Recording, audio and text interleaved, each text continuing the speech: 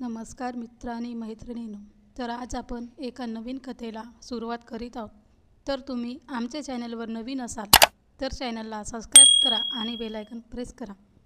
The untold story of Myra भाग 1. Pune Dehradun flight window seat. तिच्या चेहऱ्यावर उगवत्या सूर्याचा प्रकाश पडला होता. त्या प्रकाशात तिचा गव्हाळ रंग उजळला होता, पण तिच्या चेहऱ्यावर चिंता स्पष्ट दिसत होती. कसली तरी घालमेल होत होती तिच्या मनात, अन त्याचेच पडसाद तिच्या चेहऱ्यावर जाणवत होते. काहीतरी महत्त्वाचा निर्णय घ्यायचा असल्यासारखं वाटत होतं. विमान उतरण्याची घोषणा झाली. ती विचारातून बाहेर आली. तिच्या आसपास सर्वांनी उतरण्याची तयारी केली. तिनेही विमान उतरण्याच्या वेळी आवश्यक असलेल्या गोष्टींची तयारी केली. विमान उतरलं अन ते सर्वजण हळूहळू बाहेर आले. ती अजूनही स्वतःच्या विचारात हरवलेली होती. सहजच तिची नजर आसपास गेली. ती पहिल्यांदा तिथे आलेली नव्हती, अन ना तिच्यासाठी ते शहर नवीन होतं. सगळं ओळखीचं होतं, पण तरीही अनोळखी होतं. गेल्या काही वर्षात पुण्यात जास्त काही बदललं नव्हतं, पण गेल्या काही वर्षात तिच्या आयुष्यात बराच मोठा बदल घडून आला होता. तिचं अस्तित्व, तिचं नाव, तिचा परिवार सगळाच बदलला होता. एका अनाथ मुलीला तिचे हक्काचं घर मिळालं होतं, पण तिच्या मनात अजूनही त्याबाबत शंका होती.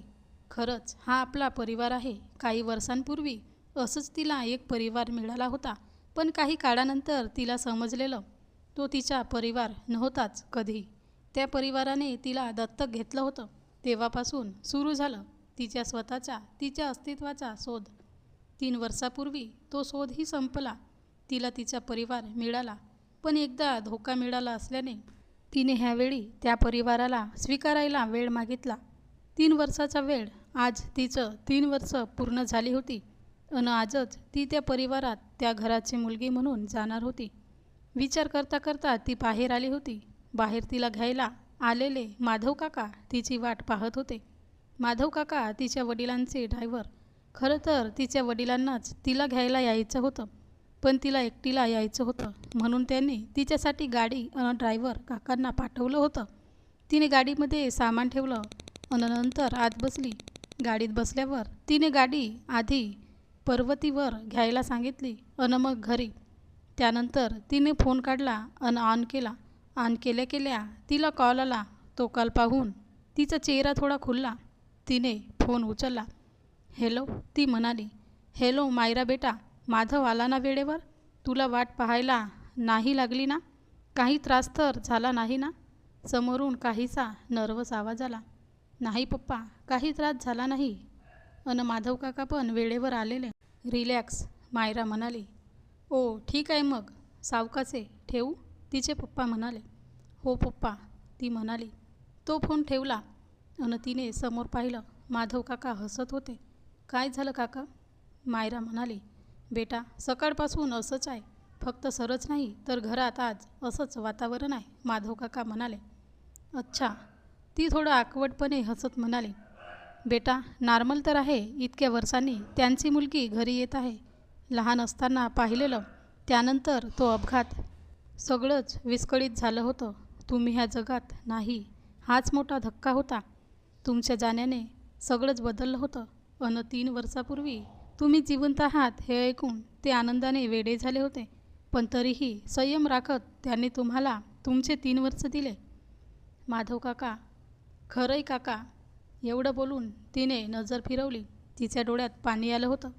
पापण्यांची उघडझाप करत तिने डोळ्यातलं पाणी खाली ओघळू दिलं नाही. तिने बाहेर पाहिलं. बाहेर पास होणारे रस्ते, इमारती, सगळं तिच्या मनाच्या कोपऱ्यात दडलेल्या आठवणी बाहेर घेऊन येत होते.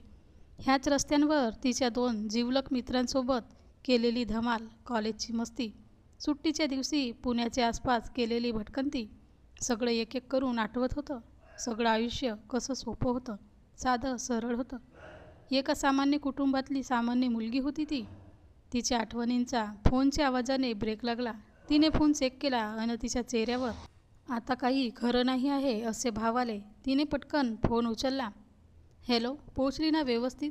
विमान तर उतरलं आहे. तू फोन नाही केला? झोपून तर नाही ना गेली? अगं आत्ताच विसरली नाही ना? अगं बोल ना, माझा जीव जाईल इथे. सांग ना पटकन बाई. समोरून एक्सप्रेससारखं एवढं सगळं बोलणं तिच्या कानावर पडलं. प्रिया मॅडम, मी व्यवस्थित पोहोचले आहे. हो, विमान पण उतरलं आहे. मी झोपलेही नव्हते. सगळं व्यवस्थित आहे.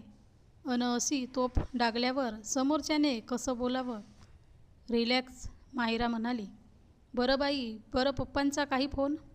प्रधान अंकल, त्यांनी काही कॉल वगैरे केला होता? प्रिया म्हणाली. नाही गं, तसं रात्री बोलणं झालं होतं. खुश वाटत होते ते. पप्पांनी केलेला कॉल. घरीच चालले आहे, पण त्याआधी पर्वतीवर जाऊन येईल, मायरा म्हणाली. मायरा, रिलॅक्स, सगळं व्यवस्थित होईल. काळजी करू नको. तू त्यांनीही ह्या सणाची खूप वर्षापासून वाट पाहिली आहे. सगळं व्यवस्थित होईल, प्रिया म्हणाली. प्रिया, एवढी पण काळजी करू नको. वेद जेलस होईल, मायरा हसत म्हणाली. माकडे, मला तुझी अजिबात काळजी नाही आहे. बिचारे तुझे घरचे, त्यांना काय माहीत त्यांच्या घरी कोणतं वादळ येणार आहे ते? प्रिया हसत म्हणाली. हो ना, वादळ तर येणार आहे, पण त्याला अजून 2-4 दिवस आहेत, नाही? मायरा म्हणाली. हो ना, आम्ही 2-4 दिवसात पोहोचू. प्रिया बोलता बोलता बोलून गेली. मायराने त्यांना वादळ म्हणलेलं तिला समजलंच नाही. बरं बाय वादळा, मायरा हसून कंट्रोल करत म्हणाली. मायरा? प्रियाचा चिडलेला आवाज ऐकून मायराने पटकन फोन ठेवला.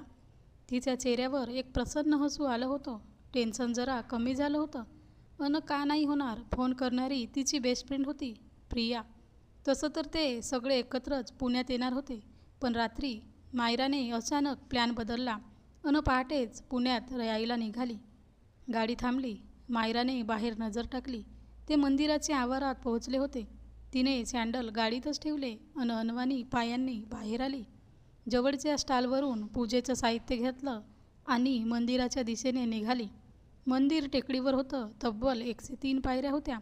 सकाळच्या वातावरणात एकदम प्रसन्न वाटत होतं. तिने एकदा वर पाहिलं आणि चढायला सुरुवात केली.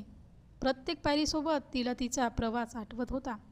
तिचा प्रधान ते पाटील हा प्रवास. ती वर पोहोचली. आत जाऊन तिने पूजेचं साहित्य पुजारी काकांकडे दिलं आणि मूर्तीसमोर हात जोडले आणि मनातले मनात म्हणाली, माझ्या विसरलेल्या आठवणी पुन्हा मिळू दे. ह्या परिवारात मी नवीन आहे. त्यांचीच असले तरीही खूप काळ लांब होते. माझ्याकडून कोणी दुखावलं जाऊ नये, बस. तुझ्या सगळ्या मनोकामना पूर्ण होतील. तिथले श्वेतवस्त्रातले पुजारी तिच्या डोक्यावर हात ठेवून म्हणाले. तिने वाकून त्यांचा आशीर्वाद घेतला आणि प्रसाद घेऊन बाहेर पडली. तिचं मन शांत झालं होतं. ना कसली घालमेल, ना अस्वस्थता. इथे कायमचं तिच्या मनातल्या दुविधा दूर व्हायच्या. ती खाली आली. चला काका, आता डायरेक्ट घरी, मायरा म्हणाली. माधव काकांनीही गाडी काढली, आधीपेक्षा थोडी वेगातच, कारण त्यांनाही तिच्या बोलण्यातला उत्साह जाणवला होता. तर मित्र आणि मैत्रिणींनो, हा भाग कसा वाटला कमेंटमध्ये सांगा आणि सबस्क्राईब करा.